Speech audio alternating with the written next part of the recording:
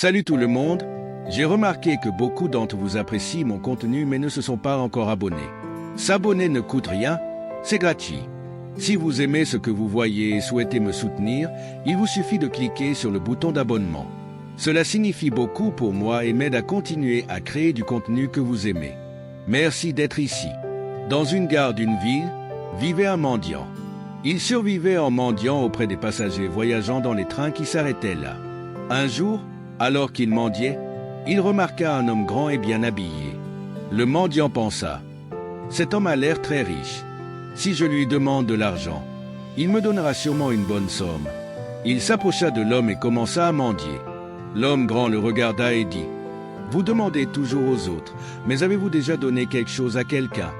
Le mendiant répondit, « Monsieur, je ne suis qu'un mendiant. Je demande toujours parce que je n'ai rien à donner. Comment puis-je donner quelque chose à quelqu'un ?» L'homme grand dit, « Si vous ne pouvez pas donner, alors vous n'avez pas le droit de demander.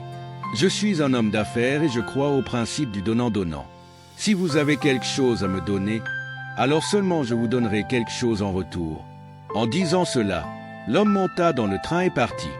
Le mendiant resta assis là, réfléchissant aux paroles de l'homme. Ces mots résonnèrent en lui. Il pensa, « Peut-être que je ne reçois pas beaucoup d'argent parce que je ne donne jamais rien en retour. Mais je ne suis qu'un mendiant. Que puis-je bien donner aux autres ?» Après mûre réflexion, il décida que désormais, quiconque lui donnerait de l'argent, il donnerait quelque chose en retour. Mais une question le troublait.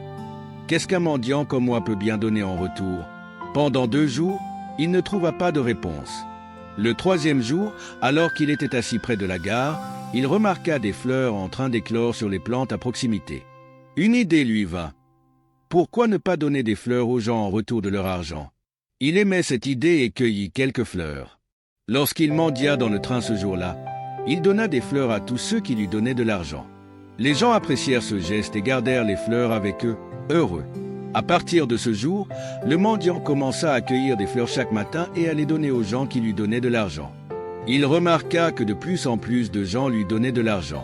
Cependant, lorsqu'il n'avait plus de fleurs, moins de gens lui donnaient de l'argent. Un jour, alors qu'il mendiait dans le train, il vit le même homme grand qui l'avait inspiré. Le mendiant s'approcha immédiatement de lui et dit, « Aujourd'hui, j'ai quelque chose à vous donner. S'il vous plaît, donnez-moi de l'argent et en retour, je vous donnerai des fleurs. » L'homme sourit, lui donna de l'argent et accepta les fleurs. Il dit, « Magnifique, vous êtes devenu un homme d'affaires comme moi. » L'homme prit les fleurs et partit une fois de plus. Ces paroles résonnèrent à nouveau avec le mendiant. Le mendiant réalisa que la clé pour changer sa vie était maintenant entre ses mains. Il descendit du train, leva les yeux vers le ciel et cria, « Je ne suis plus un mendiant. Je suis un homme d'affaires.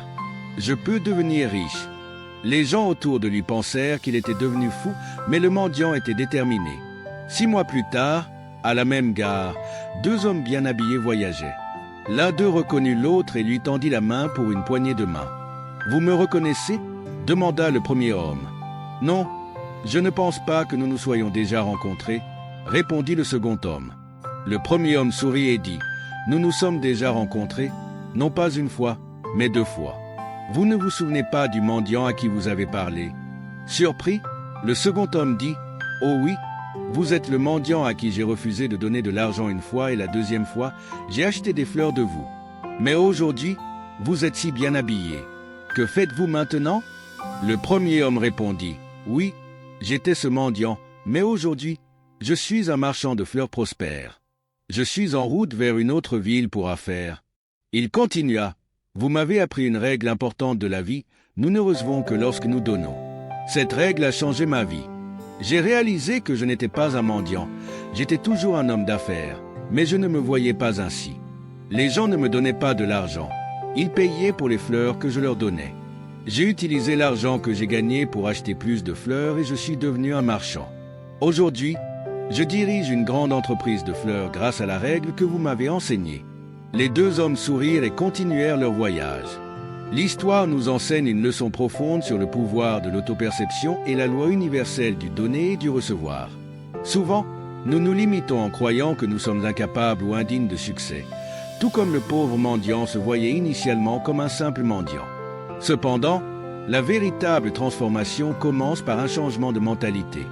Lorsque nous passons de simplement prendre à aussi donner, que ce soit par la gentillesse, l'effort ou la valeur, nous ouvrons des portes vers des opportunités et la croissance.